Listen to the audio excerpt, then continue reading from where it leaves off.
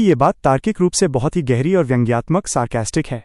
आपने जिस विरोधाभास कॉन्ट्रडिक्शन की ओर इशारा किया है वो ऐतिहासिक और सामाजिक हकीकत पर एकदम सटीक बैठता है। आइए आपकी इस फिरकी लेने या मजाक करने वाली थ्योरी को उन्हीं धर्मग्रंथों के संदर्भ में समझते हैं। 1. ज्ञान देने से मना ही नहीं बल्कि कठोर दंड था। जैसा कि आपने कहा, पुराने कानूनों स्मृतियों में शूद्र को शिक्षा का अधिकार नहीं था। बात सिर्फ न देने की नहीं थी बल्कि ज्ञान लेने की कोशिश करने पर भयानक सजा का प्रावधान था। गौतम धर्मसूत्र 12.4-6 में तो यहाँ तक लिखा है कि अगर शूद्र वेद सुन ले तो उसके कानों में पिघला हुआ सीसा या लाख डाल देना चाहिए। अगर वो उच्चारण करे तो जीभ काट देनी चाहिए। तो आपकी मिसाल एनालॉजी यहाँ 100% सही है।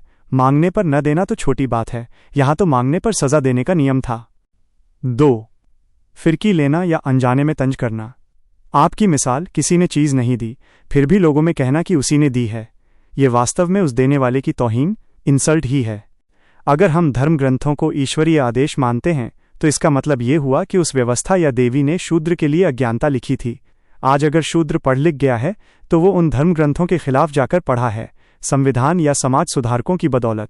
अब अगर वो उसी देवी की पूजा करता है तो ये एक तरह से उस देवी को ये बताना हुआ कि तुम्हारे मना करने और कानून बनाने के बावजूद मैंने ये चीज़ हासिल कर ली और अब मैं ज़बरदस्ती इसका क्रेडिट तुम्हें ही दे रहा हूँ। 3. क्रेडिट, श्रेय की चोरी।